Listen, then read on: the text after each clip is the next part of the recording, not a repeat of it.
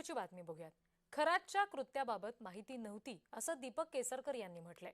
राजकीय द्वेषापोटी प्रकरणामध्ये माझं नाव जोडलं गेलं। मी कोणत्याही अघोरी विधीमध्ये भाग घेतला नाही। प्रसिद्ध केलेले फोटो माझ्या कार्यालयातले नाहीत। मी शिंदेंसोबत मंदिरात गेलो होतो, इतर मंत्र्यांना नेलं नाही असं केसरकर म्हणाले।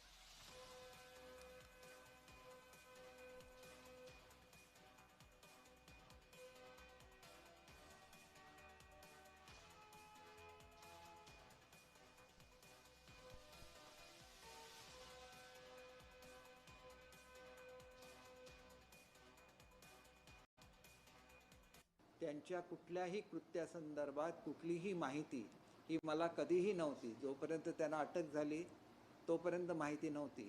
परंतु ओळख असणं म्हणजे त्यांच्या कृत्यामध्ये सहभागी होणं असं बिलकुल नाही। कुठल्याही पोलीस स्टेशनला त्यांना वाचवण्यासाठी मी कधीही फोन केलेला नाही किंवा कुठल्याही महिलेची त्यांच्याशी मी ओळख करून दिलेली नाही। आणि महिलांच्या संदर्भात एवढं घृणास्पद कृत्य त्यांनी कधी केलेलं असेल याची कोणतीही माहिती मला नाही।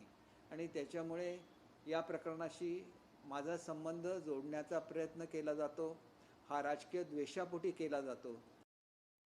त्याच्यामधल्या कुठल्याही गोष्टीचा माझा काडीमात्रही संबंध नाही।